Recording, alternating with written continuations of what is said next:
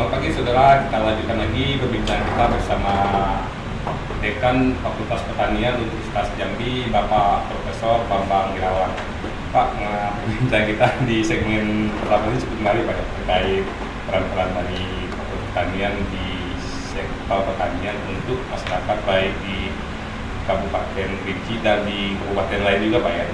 Nah, boleh dijelasin dulu Pak, tadi kan ada dijelasin dulu Pak ya terkait pembuatan ikan pepes lah, ikan yang ada di kawasan Danau Kerinci. Itu boleh dijelasin Pak, programnya gimana itu? Jadi tadi saya katakan bahwa produk salah satu sumber protein yang penting ya bagi untuk peningkatan daripada kualitas sumber daya manusia salah satunya adalah ikan tadi ya. Dan kita lihat tadi misalnya Desa Jujur itu kan berada di sekeliling danau ya, kecamatan sekeliling danau, dan itu memiliki potensi ikan yang cukup besar ya. Oleh karena itu berdasarkan pertimbangan tersebut kemarin ada salah satu tim kita yang mencoba mengembangkan tadi ya pengolahan ikan ya menjadi tepe. Jadi juga sampaikan sebelumnya bahwa tepe ini kan merupakan salah satu makanan khas ya Jambi ya, Jambi di mana biasanya itu digunakan atau disajikan pada prosesi-prosesi tertentu lah sebelumnya. Tapi kan kita harapkan nanti ke depan bahwa tepe ini bisa lebih jauh berkembang popularitasnya sehingga nanti tidak hanya untuk prosesi itu tapi juga disajikan untuk kegiatan-kegiatan yang lain, termasuk mungkin bisa menjadi salah satu konsumsi harian daripada rumah tangga. Jadi kita harapkan nanti ada multiplier efeknya. Jadi ketika misalnya tadi pengembangan tadi ikan sehingga produksi ikan tadi tidak hanya dijual segar oleh masyarakat ke pasar tapi juga bisa diolah dan bisa menjadi sumber pendapatan baru dan juga bisa untuk memenuhi kebutuhan daripada nutrisi atau kualitas pangan dari keluarga itu sendiri. Pak, selain yang ikan tadi juga kan tadi Bapak bilang juga ya, untuk pengembangan jamur ini juga Pak yang di Kabupaten Kerinci ya. Untuk di Kerinci sih bagaimana sih Pak kalau pengembangan jamur ini sendiri untuk masyarakat? Jadi jamur ini kan salah satu daripada sumber protein nabati yang juga cukup tinggi sebenarnya. Dan juga proses daripada budidayanya juga tidak terlalu rumit. Kemudian juga tidak memerlukan lahan yang terlalu luas sebenarnya. Dan juga kalau kita lihat adalah nilai gizinya juga sangat bagus dan harga pasar juga cukup bagus ya. Jadi kalau kita lihat itu rata-rata per kilo jamur tiram itu bisa mencapai 20 sampai 25 ribu per kilogram. Nah, berdasarkan pertimbangan tersebut dan juga kita lihat daripada struktur masyarakat ya, kalau kita Jujun itu kan memang kita sebut desa Jujun ya, tapi kalau kita lihat ke sana itu kan masyarakatnya sudah sangat ramai ya, sedemikian rupa menjadi cukup padat ya. Nah, kita harapkan nanti dengan tadi karena pengembangan jamur tiram ini juga tidak membutuhkan lahan yang terlalu luas, nah kita harapkan nanti itu bisa menjadi industri atau usaha sampingan masyarakat. Selain daripada tadi misalnya pertanian ke jeruk atau ke kopi dan juga pertanian lain termasuk pertanian sayur, nah kita harapkan nanti ada tambahan usaha masyarakat dari pengembangan jamur tiram itu sendiri. Kemudian dari aspek teknis kan juga tidak rumit lah ya, bisa dipelajari dengan sangat mudah. Kemudian bahannya, alatnya juga bisa disediakan secara lokal. Jadi itu prosesnya juga nggak rumit juga Pak ya? Tidak terlalu rumit. Terus jadi hasil yang didapatkan juga cukup tinggi cukup tinggi ya seperti itu ya. Jadi dan kita harapkan juga nanti paling tidak adalah juga untuk memenuhi kebutuhan protein nabati bagi keluarga itu sendiri ya, masyarakat sekitar dan keluarga itu sendiri.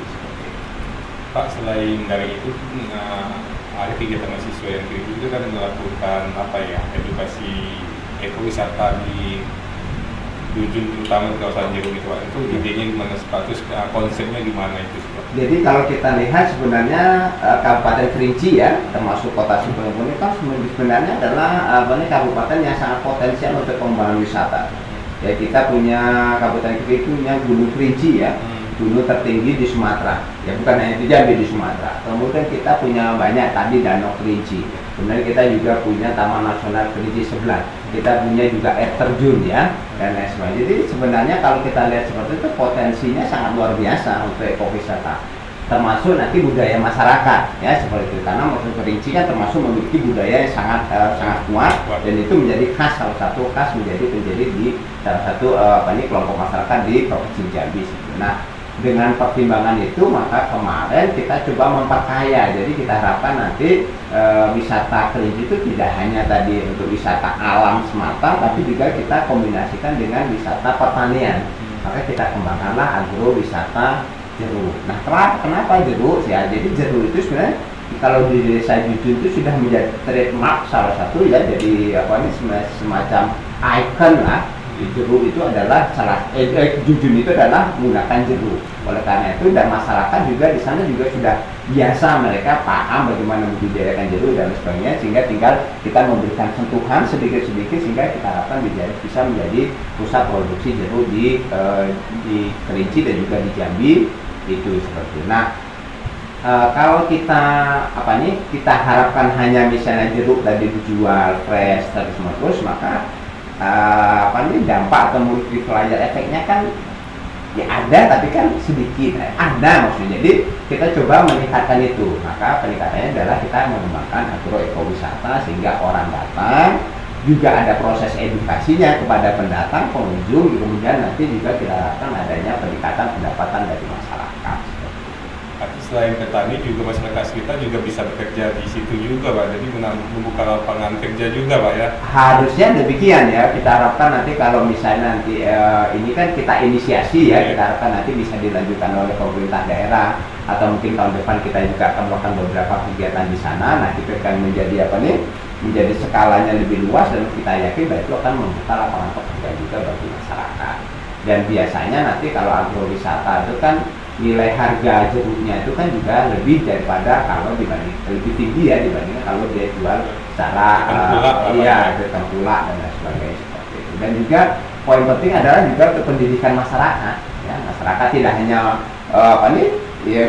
masyarakat Jujun, tapi orang yang datang juga bisa mereka belajar bagaimana memahami bagaimana jeruk itu dikelola, bagaimana jeruk dan sebagainya. Apalagi untuk masyarakat perkotaan kan, maka kadang-kadang kalau anak-anak kita apalagi yang Gen Z dan sebagainya, kadang-kadang mereka tidak begitu paham jeruk itu seperti apa dan lain sebagainya. Nah, dengan proses pendidikan seperti itu menjadi penting karena Indonesia ini kan negara agraris ya, negara pertanian, maka generasi muda juga harus kita dorong untuk juga mengembangkan aktif dalam mengembangkan usaha pertanian. Selain dijual dengan harga super dengan ekowisata ini masyarakat datang bisa metik langsung, harganya juga lebih tinggi. Biasanya ya seperti itu. Terus yang kedua juga para petani di situ nggak terfokus dengan harga lagi, banyak takut dengan harga jatuh lagi karena dengan ada ekowisata ini secara otomatis sudah menaikkan harga jeruk itu sendiri berarti Pak ya. Ya, seperti itu. Jadi memang kalau selama ini jeruk itu hanya menjadi fungsinya tunggal dijual, nah ini kan menjadi fungsinya jauh lebih banyak multiplier. Dan kita harapkan juga tadi ada interaksi pendatang dengan petani dan nanti ada pertukaran informasi, pengetahuan dan lain sebagainya. Nah, kita harapkan ini juga dalam jangka panjang bisa meningkatkan kompetensi dan juga keterampilan masyarakat, baik masyarakat petani itu sendiri maupun pendatang itu. Pengunjung gitu saya. Siap. Tadi kan sudah banyak Pak kegiatan-kegiatan yang dilakukan oleh dosen maupun mahasiswa. Nah, selain itu Pak, mungkin untuk layanan pemberian nutrisi atau pupuk yang dilakukan itu gimana sih Pak? Jadi tahun 2023 sehingga kita juga mengembangkan atau mendorong masyarakat untuk pengembangan kompos. Ya, kalau kita lihat kan Jujun itu kan basisnya tidak hanya Jujun ya, rata-rata masyarakat kita itu kan rata-rata berbasisnya pertanian, bahan organik. Nah, menghasilkan bahan organik. Nah, biasanya masyarakat kita itu kan tergantung kepada pupuk-pupuk organik itu, Urea, TSP, KCE, SP36, KCL dan sebagainya, termasuk NPK dan sebagainya. Nah, biasanya itu nanti masalah karena apa? Biasanya itu berhubungan dengan harga pupuk yang mahal, kemudian kadang-kadang ketersediaan pupuk yang juga terbatas dan sebagainya. Maka tahun 2023 kalau salah kita juga mengedukasi masyarakat untuk membuat atau memproduksi kompos ya. Nah, dengan kompos ini kita harapkan tadi sisa-sisa serasa pertanian ini bisa kita olah, mempercepat proses dekomposisi, kemudian komposnya nanti bisa menjadi sumber pendapatan dari bagi masyarakat itu sendiri, bisa kita jual dan harganya juga cukup lumayan kan, sekitar 5 sampai 6 ribu bisa per kilo. Kemudian itu nanti juga dalam jangka panjang itu secara luas nanti pupuk itu kemudian nanti bisa digunakan oleh masyarakat itu sendiri. Jadi ketergantungan kepada pupuk anorganik berkurang, pendapatan masyarakat meningkat, dan juga tadi serasa proses dekomposinya bisa kita percepat seperti itu. Dan juga berarti hasil buah yang dihasilkan juga cukup bagus, berarti kita tidak terfokus dengan kimia lagi. Ya, jadi kita dorong adalah memang pertanian yang ramah lingkungan. Oleh karena itu tadi kita juga jeruk, pengendalian tanah itu juga kita upayakan untuk mengurangi penggunaan bahan-bahan kimia. Nah, mungkin harapan-harapan ke depan dan upaya yang akan terus dilakukan oleh pihak kampus sendiri gimana sih Pak? Nah, dari hasil penelitian yang sudah dilakukan Pak. Kalau kami fakultas ya kita sudah komit, kemarin kita sudah juga rapat dengan pimpinan universitas dan lain sebagainya, bahwa kita fakultas pertanian akan komit untuk menopang dan juga berkontribusi dan berperan dalam upaya untuk pencapaian swasembada pangan Indonesia ya. Jadi kemarin kita sudah coba petakan dan sebagainya.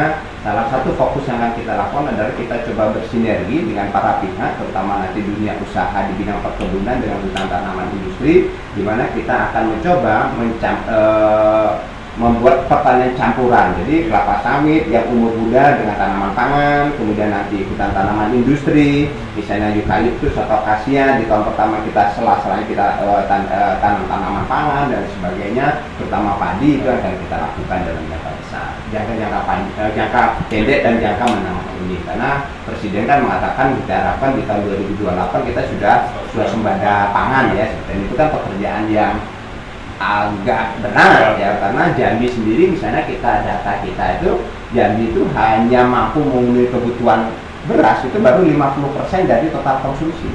Untuk Jambi aja Pak? Untuk Jambi saja, jadi kita masih 50% tuh mendatangkan dari daerah lain. Nah, lahan pertanian kita punya masalah karena apa? Banyak lahan pertanian yang berubah menjadi perkebunan, terutama kelapa sawit dan penggunaan yang lain, sehingga kita tuh ada penurunan signifikan. Sekarang mungkin hanya sekitar 60-an ribu lahan pangan terutama padi. Nah, kita sudah hitung misalnya untuk hutan tanaman industri sendiri, kalau kita bisa memanfaatkan tahun pertama HTI yang ditanam karena siklusnya 5 tahun sekali, itu kita bisa dapat sekitar 74.000 hektar yang bisa kita tanam. Artinya itu sudah lebih luas dari lahan pangan yang ada di Jambi itu sendiri. Seperti itu yang akan kita bangun, dan kita sekarang sudah menyiapkan konsepnya dan sebagainya. Insya Allah nanti di tahun 2025 awal di Januari atau mungkin akhir Desember ini kita sudah bisa eksekusi. Itu dalam skala yang makro ya. Nah, untuk yang lebih mikro tentu saja Fakultas Pertanian kita kan anak MDKM, Merdeka Belajar dan Kampus Merdeka ya. Jadi kita memang tadi ingin memberikan pengalaman bekerja lah bagi masyarakat, bagi mahasiswa kita berada di lapangan langsung, dan salah satunya saja tidak hanya dengan perusahaan tapi juga dengan masyarakat. Jadi komitmen kita misalnya untuk jujur yang kita sudah laksanakan dari tahun 2021 sampai 2024 ini, insya Allah tetap akan kita laksanakan tahun depan, baik dalam bentuk misalnya MDKM murni maupun nanti kita integrasikan atau kita kombinasikan antara penelitian dengan MDKM, pengabdian masyarakat dengan MDKM. Kolaborasi paduan ini ya Pak? Iya betul ya. Pak, mungkin perbincangan kita juga cukup menarik Pak. Nanti kan kita bahas lagi Pak ya terkait timbal luasan pangan yang berkurang, dan tahun depan juga melakukan khususnya Fakultas Pertanian Pak ya akan melakukan program pengembangan untuk swasembada pangan. Ya. Nah, tapi kita tahan dulu Pak ya, kita lanjutkan di segmen berikutnya. Terus itulah perbincangan kita di segmen berikutnya, nantikan setelah jeda.